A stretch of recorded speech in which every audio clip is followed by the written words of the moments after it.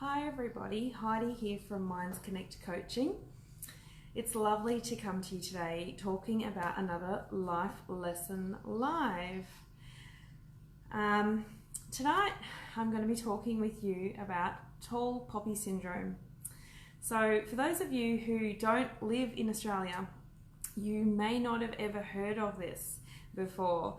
I know some people who also come from New Zealand are familiar with it because they have friends over here in Australia.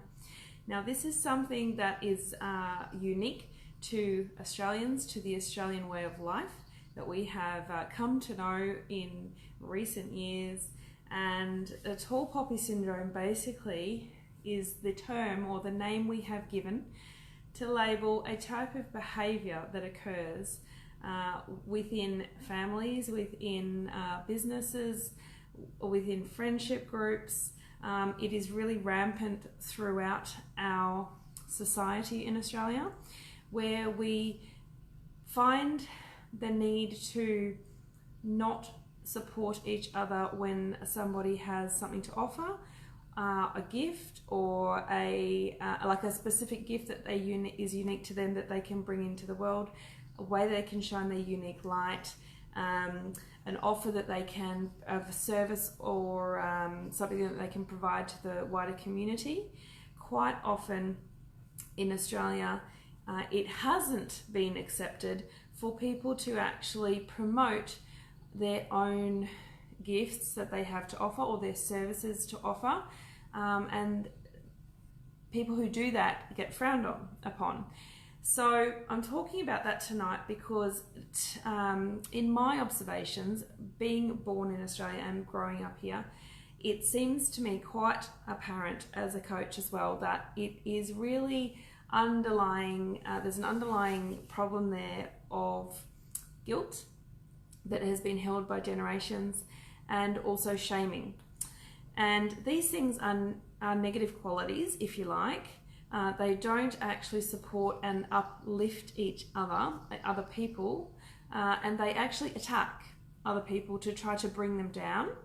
And it comes quite often from a place of judgment and also from control, trying to control somebody else and not wanting to see them succeed. So, I invite everyone today, if this is something that you are familiar with, this tall poppy syndrome, to start taking a look at how it may be present in your life. It may not be present in your life, and if it is not present in your life, I think that's fantastic.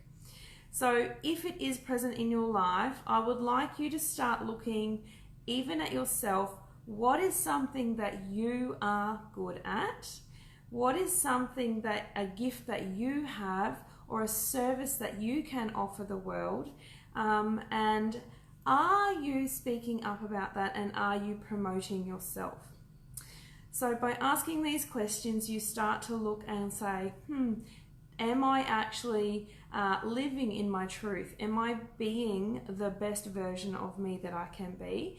Am I stepping up and actually putting out there the things that I can put out to actually serve and help others, to also improve their life, or to inspire them, or to provide a particular product or service that could benefit others? When we start to do this, the shaming goes away, and we also start to appreciate. When we start to appreciate each other, what happens is we equal the playing field, if you like. So it means that no one is better than anyone else. Sure, someone might be a little further along in their journey than you or than somebody else. It doesn't mean that they're better or worse than you. There is no right or wrong here. It simply all is. And you get to be you, and you get to show up as you, fully you, with your unique gifts to offer. When you can come from a place of appreciation for yourself and for others, and what you have to offer and what others have to offer, and that is valuable, then you are able to then celebrate each other. And it becomes a process then where you are actually like hand in hand, lifting each other up at the same time, rising together, rather than coming from this lack mentality of trying to control somebody else if you see them as a threat, and also this competition mindset which comes from lack and scarcity. When you shift into this other mindset of appreciation and being grateful for the different gifts that each of us has to offer, and that we have a unique style to bring this into the world through, then you start operating in this beautiful mindset and the vibration of abundance, and you start to tune into this vibration and reality that there is an abundance for all, and that there is no lack. It eliminates the competition basically, because your message is unique to you, and you will attract people who resonate with your message or your product or your service that you're offering. Therefore, there's no competition with the next person over there, the Joneses or the Smiths. So this is a really effective way that you can overcome the tall poppy syndrome if you are finding that it's present in your life. If you are overseas and you've never heard of this tall poppy syndrome, I would love to know in the comments and feedback if this is something that you are finding in your society as well, and is this also, are you able to overcome it? Or is it not something that you've noticed, and that everyone is able to voice their own gifts and their services and everything without competition, without judgment, without needing or feeling a lack and need to control each other? So I hope this has been very helpful for you today.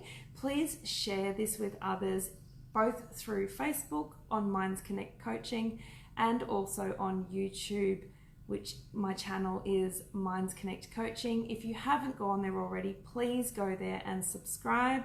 You will find more life lessons lives, which I'm doing daily at the moment. And you will also find guided meditations on there to release things like anger and frustration, bring in peace and love and freedom into your life. And they're all freely available for you to tune into. My name is Heidi Goodman. Thank you so much for tuning in today from Minds Connect. Namaste.